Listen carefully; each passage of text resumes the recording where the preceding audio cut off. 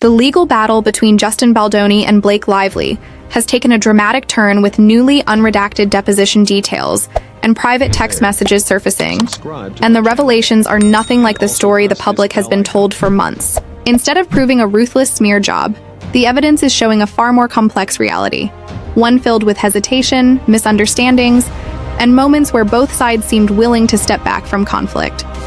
This new chapter is shaking the foundations of the media narrative that has fueled the headlines since the beginning, because it exposes how much of what we thought we knew was shaped by selective leaks and sensational framing rather than the full truth.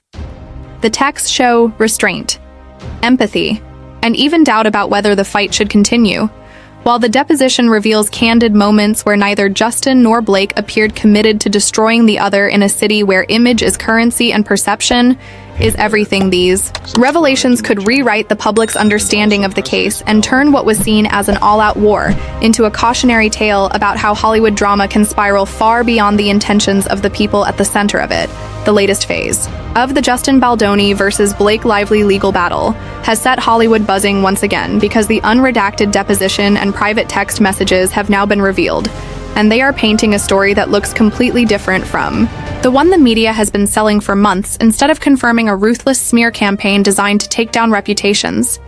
The new evidence is quietly telling us that this might have been more of a misunderstanding fueled by gossip industry, politics, and selective leaks than a cold, calculated attack. What is fascinating here is how the official narrative is already starting to crack.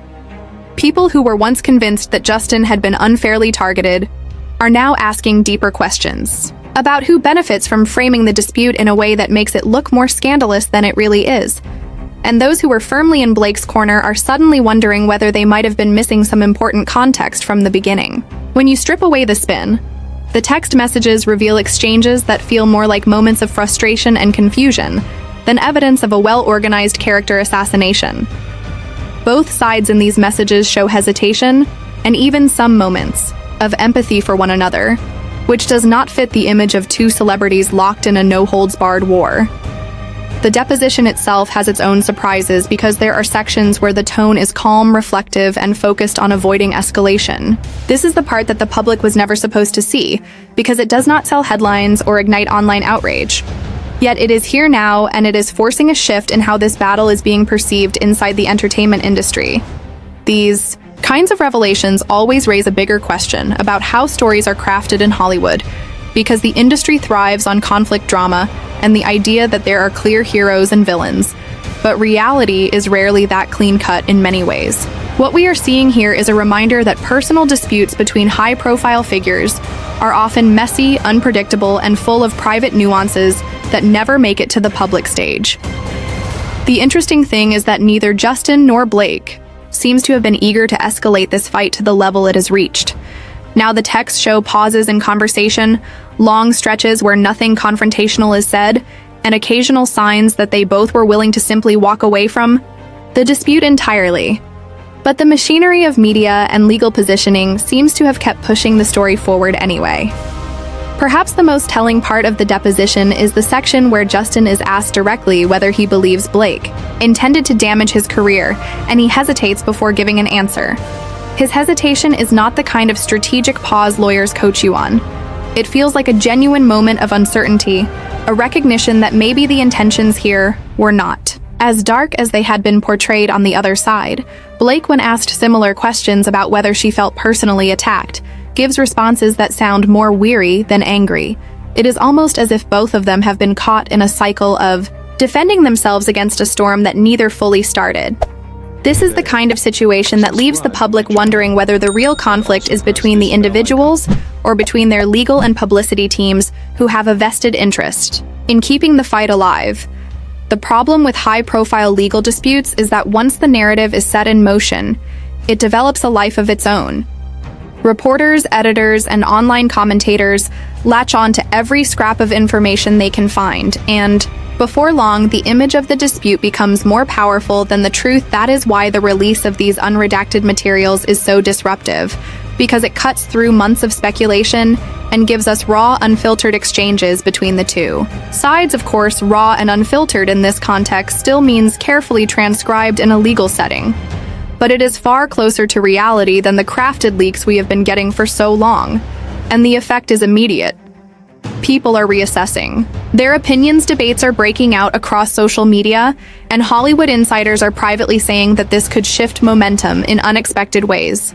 Some are even suggesting that both Justin and Blake might benefit from this shift because it allows them to step back from the image of being locked in a bitter feud and instead present themselves as people caught in a machine bigger than either of them.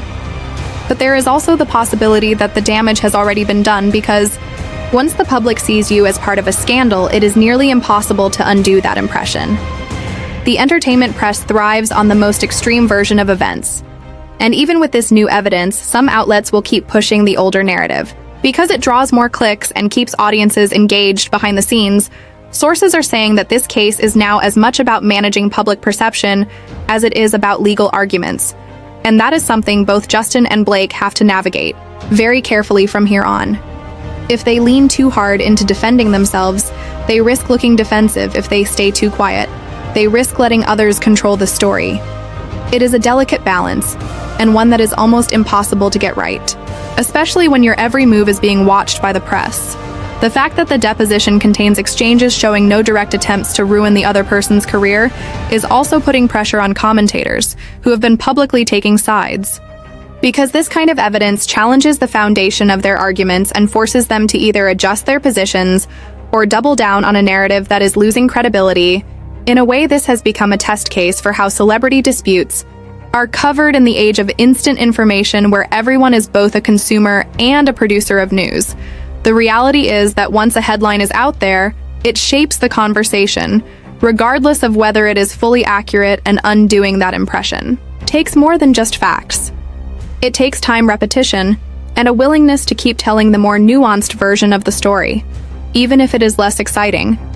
The question now is whether either side will try to use these new revelations as a springboard to settle the case, or if the momentum of the legal process will keep it going anyway, because court cases have a way of dragging on far longer than anyone anticipates. And by the time they are done, the public has often moved on to the next controversy. But for now, all eyes are back on Justin and Blake as they navigate a moment that could redefine how their dispute is remembered. In the long run, there are those in Hollywood who see this as an opportunity for both of them to emerge with their reputations less damaged than before. But that depends on whether they and their teams can resist the temptation to score quick points in the media war, and instead focus on closing this chapter with some dignity in an industry where image is everything. That might be the most valuable outcome of all. As the unredacted deposition details make their way through the entertainment industry, the reaction has been a mix of quiet shock and cautious relief, because for months the public had been primed to believe that this was a bitter feud driven by intentional sabotage. Yet the text messages and sworn testimony show that while there was tension, it was not the calculated destruction the headlines suggested. Instead, what emerges is a portrait of two individuals navigating miscommunication, external pressures, and the weight of public expectation. The legal proceedings have already been long and exhausting for both parties, and those close to them say that the emotional toll has been significant. Behind the scenes, people in their circles have been whispering that neither Justin nor Blake truly wanted the fight to escalate to this point. But once legal papers were filed and public opinion started to form, the situation became harder to control. That is often how these high-profile disputes evolve. They begin with a disagreement or perceived slight, and then grow into sprawling battles shaped by lawyers, publicists, and media outlets that benefit from keeping the drama alive. The unredacted deposition offers a rare glimpse into moments where both sides show restraint. There are texts where Justin pauses before responding to something that could have been inflammatory, and messages from Blake where she explicitly says she does not want things to get worse. These are not the actions of people determined to ruin each other, yet in the world of entertainment news, those subtler realities rarely make the cut because they do not fit the story that draws the most attention. The way Hollywood machinery works is that once a narrative has been established, even the most compelling contrary evidence can struggle to gain traction. Audiences become invested in a certain version of events, and changing that requires not just new facts, but also a shift in tone from all the key players. One interesting element in the deposition is the way both Justin and Blake address third-party influences. There are references to advice they were given by others in their professional networks. advice that in hindsight may have added fuel to the fire rather than calming things down in one exchange. Justin reflects on how easy it is to get caught up in the need to protect your image, even if that means pushing forward with a dispute that could otherwise be resolved privately. Similarly, Blake in her testimony acknowledges moments where she felt pressure to respond forcefully, not because she wanted to escalate, but because she believed silence would be interpreted as weakness. This dynamic is not unique to their case. It is something that plays out in countless public disputes in Hollywood, where silence is often misread and where every statement is dissected for hidden meaning. The release of the unredacted material is therefore a significant moment because it disrupts the feedback loop that has been driving the story until now. It provides a counterbalance to the idea that this was ever a clear-cut case of right versus wrong, and instead opens the door to a more nuanced conversation about how misunderstandings can spiral in the glare of the public eye. The public reaction so far has been telling on social media. Many fans have expressed surprise at how measured some of the private communications were compared to the aggressive tone of the media coverage. It is a reminder that in the world of celebrity news, perception is shaped less by what actually happens and more by how events are framed. There are also industry insiders who see this as a potential turning point for both Justin and Blake, because if they can use this moment to shift the narrative, they might not only salvage their reputations, but also demonstrate a kind of resilience that audiences tend to respect in the long run. However, achieving that shift will not be easy, as there are already commentators doubling down on the original version of events, dismissing the new evidence as irrelevant or incomplete. This is where the role of selective interpretation becomes critical, because in public disputes, facts are often filtered through the biases of those presenting them. Even if the texts and depositions show no clear smear campaign, those committed to the idea that one exists will find ways to frame the evidence in a way that supports their argument for Justin. The challenge now is deciding how much to engage with the new conversation. There is a school of thought in public relations that says you should never fight a narrative head-on. Instead, you should quietly introduce your own framing and let it take root over time. For Blake, the calculus is similar, but with an added layer of complexity, given her position in both Hollywood and the broader media landscape. She has to consider not only how this affects her current projects, but also how it will influence future collaborations and endorsements.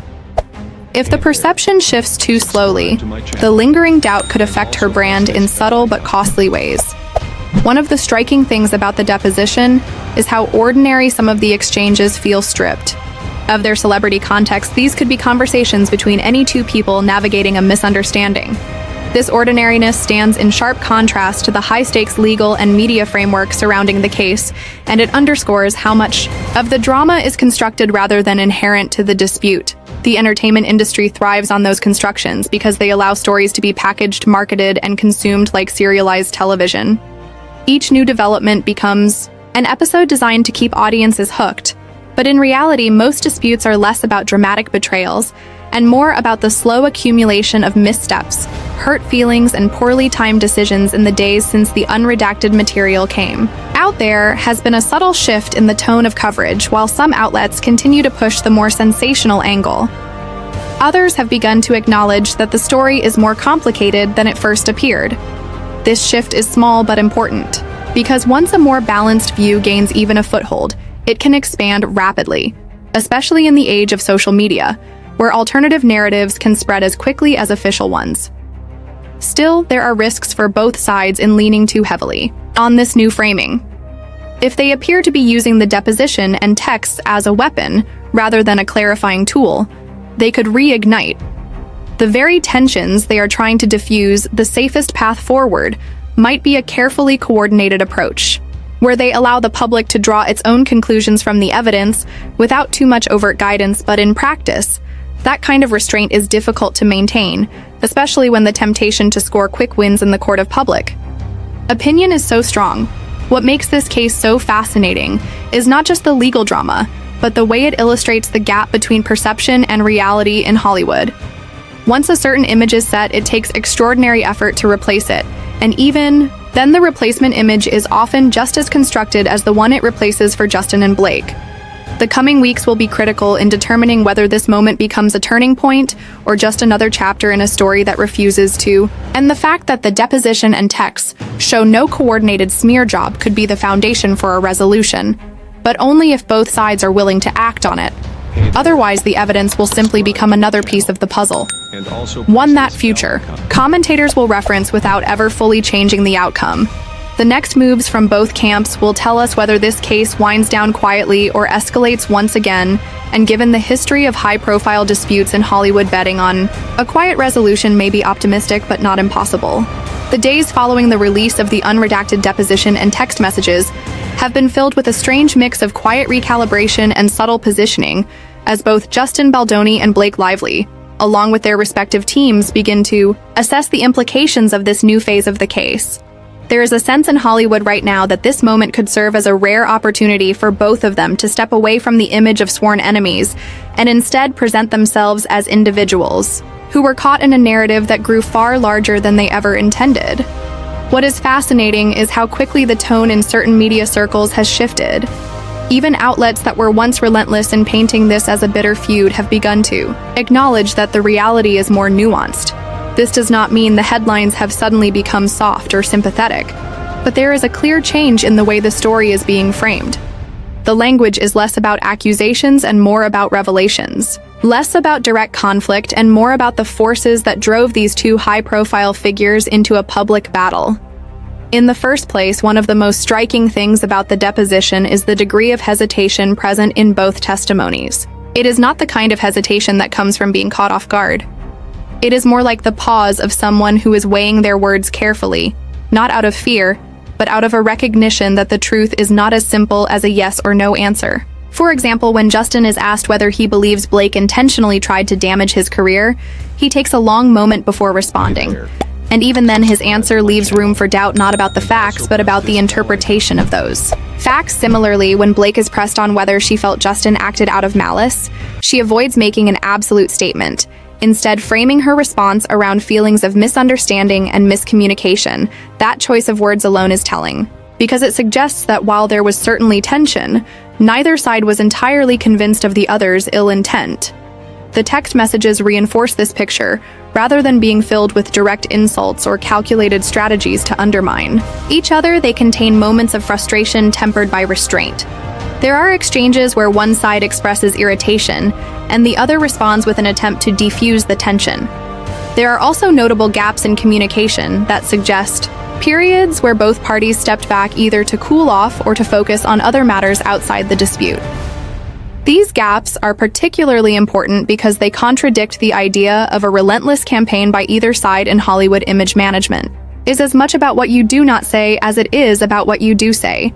And in this case, the silences speak volumes.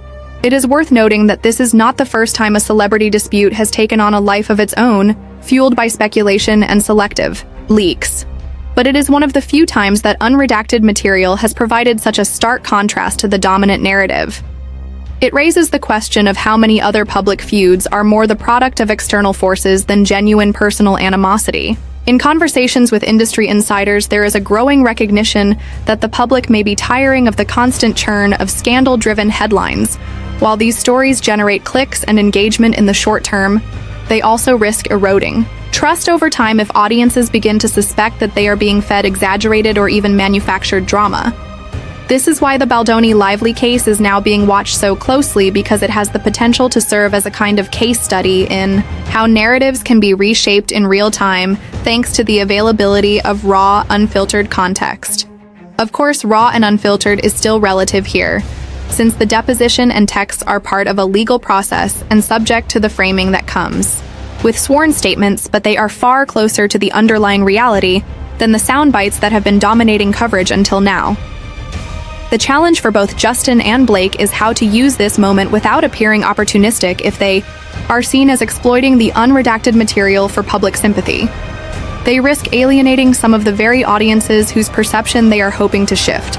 On the other hand, if they remain entirely silent, they leave the door open for others to interpret the evidence in ways that may not be in their favor. One potential strategy, according to public relations experts, would be for both sides to subtly allow the documents to speak for themselves, while quietly adjusting their public image.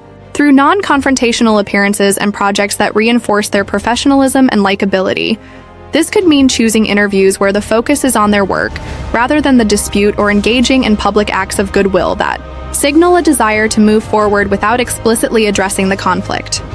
Such moves require a level of coordination and restraint that is rare in Hollywood, where the instinct is often to seize control of the narrative as quickly as possible. But the irony is that in some cases, the less you try to control the narrative, the more organically it shifts in your favor. Already there are signs that the general public is softening its view on the situation online. Discussions that once framed the conflict as a battle of good versus bad are now leaning toward the idea that it was a complicated misunderstanding with multiple factors at play. This shift matters because it not only impacts how Justin and Blake are perceived right now, but also how this chapter will be remembered in the long run. Reputation in Hollywood is not static.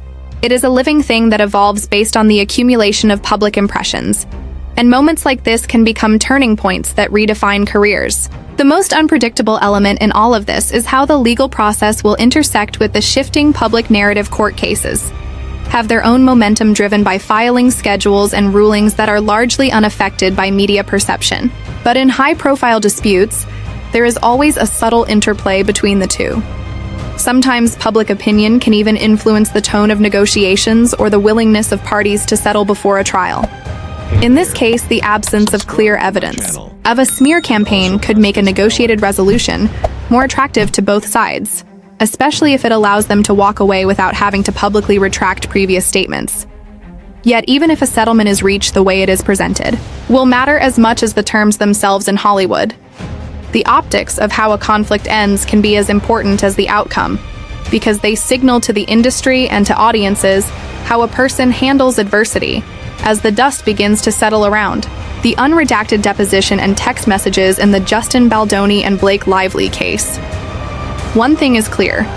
The truth was never as simple as the headlines made it seem. What was framed for months as a deliberate and relentless smear campaign now appears to be a far more human story, filled with pauses, moments of restraint, and attempts to step back from the brink. This shift in perspective will not erase the tension or the impact of the dispute, but it does open the door for a more honest conversation about how narratives are built and sold in Hollywood. Both Justin and Blake now stand at a crossroads with the chance to reshape not only public opinion, but also the legacy of this conflict. Whether they choose to take that opportunity or allow the old narrative to persist will determine how this chapter is remembered in the years to come. In the end, the case has become less about proving guilt or innocence, and more about revealing the gap between perception and reality. In a world where that gap can make or break careers, these revelations could be the key to closing it.